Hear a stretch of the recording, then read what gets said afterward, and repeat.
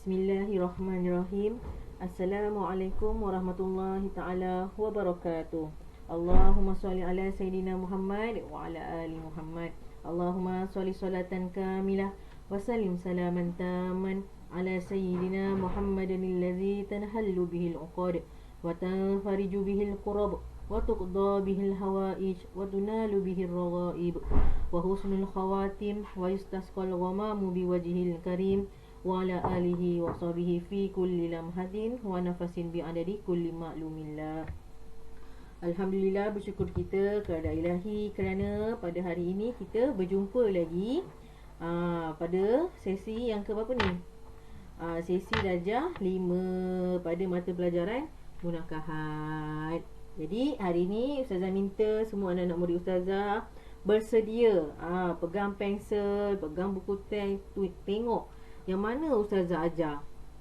Jadi diharapkan semua telah bersedia. Hari ini Ustazah akan ajar awak pelajaran 1 atas tajuk nusyus. Apa itu nusyus? Siapa yang boleh berlaku? Nusyus ini berlaku hanya pada lelaki sahaja ke? Hanya pada perempuan sahaja ke? Macam mana nusyus tu dari segi dalam perkahwinan? Macam mana boleh berlaku? Okey, Ustazah akan tayangkan satu video ringkas untuk awak tonton. Okey. Jadi bersedia.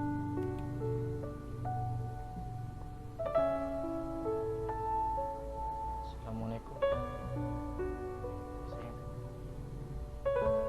Tak payah nak buat baik dengan saya lah bang. Siapa perempuan dalam gambar ni?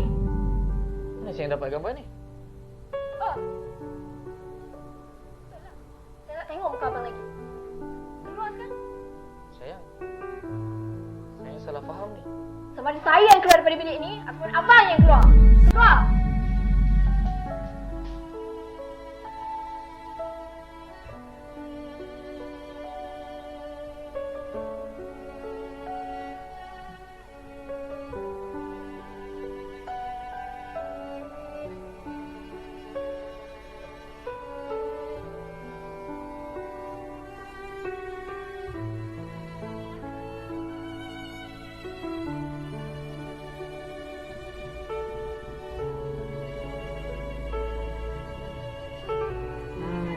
Kan cerita pendek.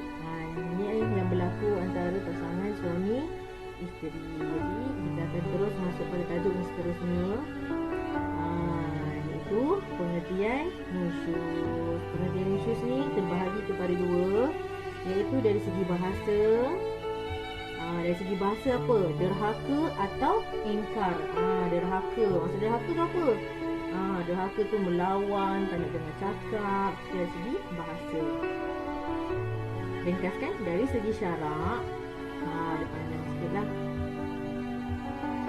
Yang pertama, meninggalkan kewajipan suami isteri yang telah ditetapkan oleh syarak. Dalam Islam dah tetapkan tanggungjawab suami apa, tanggungjawab isteri apa, tapi ditinggalkan. Yang kedua, nusyus boleh berlaku pada suami dan isteri. Selalu kita cakap lelaki dia suami, yang awak ni suami yang nusyus. Tapi sebenarnya nusyus ini boleh berlaku kepada pasangan suami dan isteri. Jadi macam mana boleh berlaku?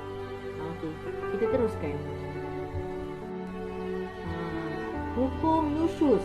Apa hukum nusyus? Haram. Bukan makruh, bukan sunat, bukan apa haram. Dan berdosa besar jika berlaku nusyus kepada kedua-dua pasangan suami isteri. Jadi hukumnya haram dan berdosa besar. Okey, kita teruskan. Okey, nusyus berlaku dengan dua cara. Tengok, nusyus ni berlaku dengan dua cara. Yang pertama dengan perbuatan, tingkah laku. Macam mana perbuatan tingkah laku tu kan? Yang kedua dengan kata-kata, dengan mulut. Boleh bercakap macam mana kan? Okey. Tengok, lelaki marah tu, bini pun nak lawan juga. Kan? Sebab tu jadi nusyus. Okey. Kita tengok yang pertama, nusyus dengan perbuatan. Tengok perbuatan dulu, iaitu tingkah laku.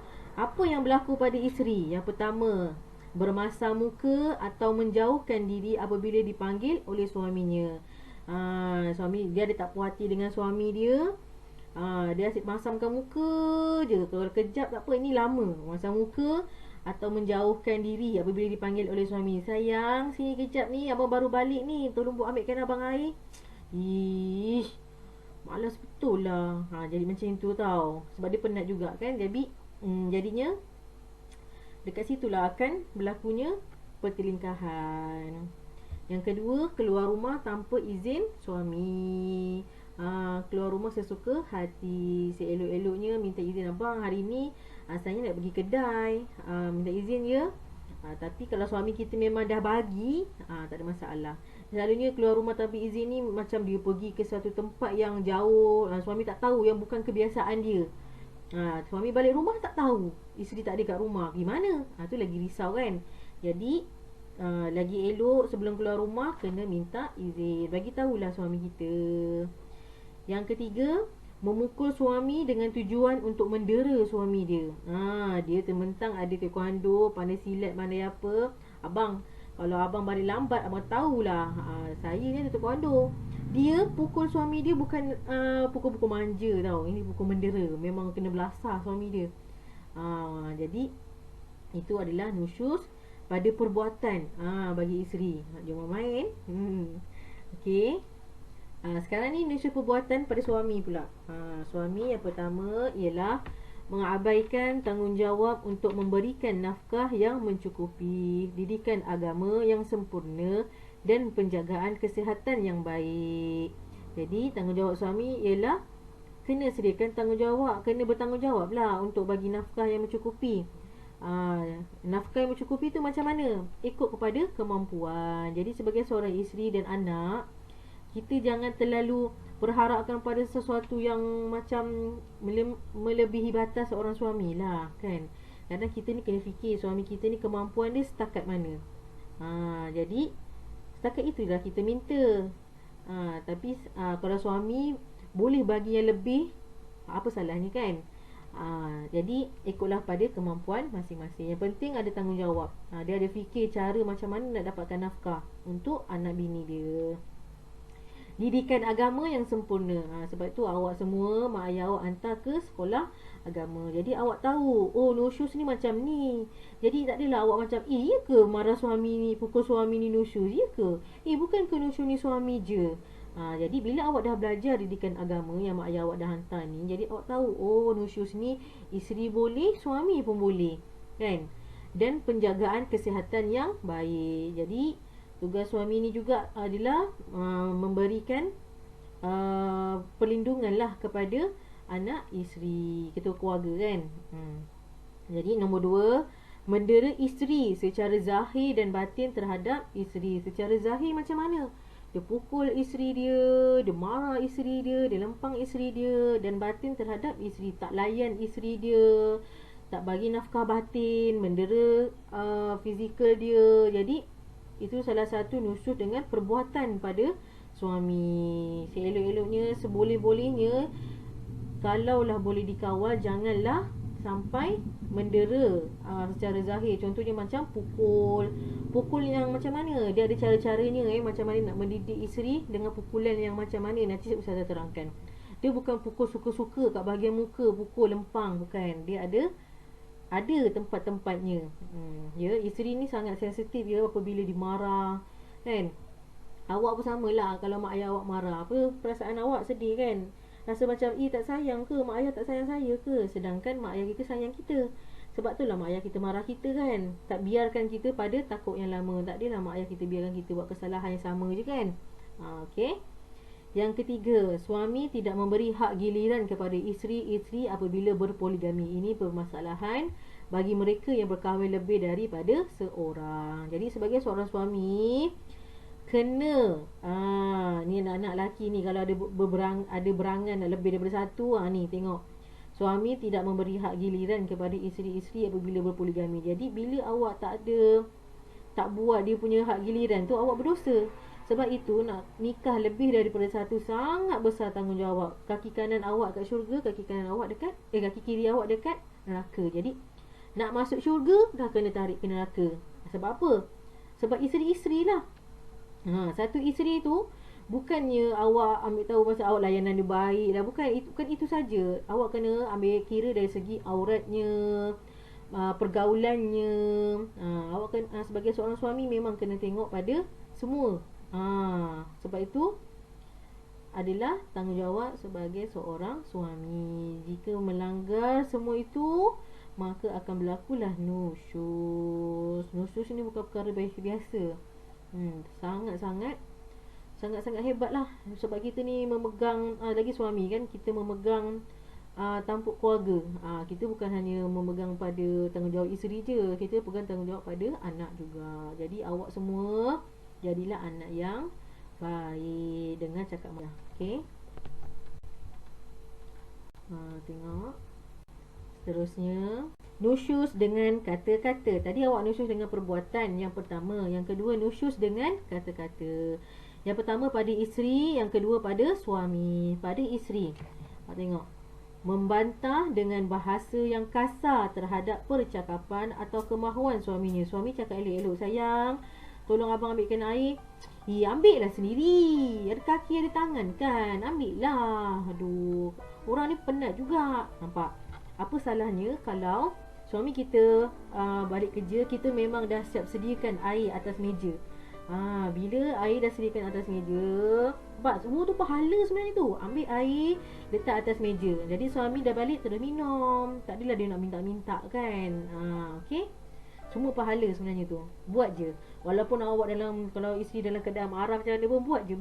Lama-lama insya-Allah akan jadi ikhlas. Yang kedua, bercakap kasar atau menengking ketika menjawab pertanyaan suami. Suami tanya, sayang, awak nak pergi mana tu?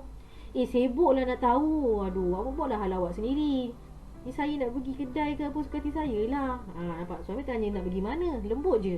Isteri jawab dengan kasar, suka hati saya lah kan. Jadi, apa salahnya cakap, tak ada abang, saya nak pergi kedai. Boleh je. Mana tahu awak cakap baik-baik, suami awak tambah lagi kan duit. Jadi cakaplah dengan cara yang baik. Semua masalah insya-Allah ada jalan penyelesaian. Sekiranya kita saling bertolak ansur lah suami isteri. Okey, pada suami, tengok, menceritakan keaiban isterinya dalam apa juga bentuk, sama ada secara langsung atau melalui media. Dia ceritakanlah aib isteri dia. Lagi sekarang ni ada FB kan, ada Facebook semua tu, IG. Dia secara terang-terang mengutuk isteri dia. Cakap isteri aku ni busuk lah, tak cantik lah.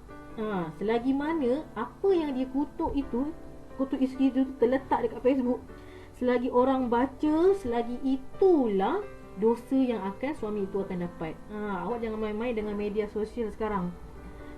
Selagi mana awak tak padam dekat Facebook tu, apa-apa yang awak share, apa-apa yang benda yang melampaui agama, fitnah, selagi itulah awak akan tanggung.